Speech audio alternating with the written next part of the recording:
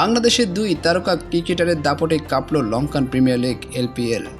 তাওহিদ হৃদয়ের ব্যাটিং ঝড় এবং সাকিব আল হাসানের বোলিং জাদুতে উড়ে গেল ক্যান্ডি রয়্যালস। অস্ট্রেলিয়া সিরিজের আগে চোটের কারণে এলপিএল থেকে সরে দাঁড়াতে হয়েছিল তাসকিন আহমেদকে। তার বদলি হিসেবে জাফনা কিংসের সুযোগ পান তাওহিদ হৃদয়, আর সুযোগ পেয়ে যেন বুঝিয়ে দিলেন বড় মঞ্চে নিজেকে প্রমাণ করতে তিনি প্রস্তুত। জাফনার দুই ওপেনার দুর্দান্ত শুরু এনে দেওয়ার পর ক্রিজে নামেন তাওহিদ হৃদয়।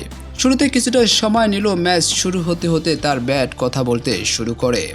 শেষ পর্যন্ত দুর্দান্ত ফিনিশিং এনে দেয় জাফনা কিংসকে। 21 বলে খেলেন 35 রানের দুর্দান্ত কার্যকারী ইনিংস। তার ঝড়ো ফিনিশিংয়ে জাফনা কিংস সংগ্রহ পায় 199 রানের।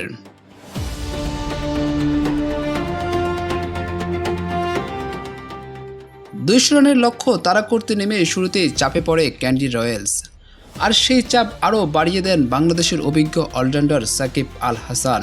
নিজের নিয়ন্ত্রিত বোলিংয়ে ব্যাটারদের বেঁধে রাখেন তিনি। 3 ওভারে মাত্র 18 রান খরচ করে তুললেন মঈন আলীর গুরুত্বপূর্ণ উইকেট।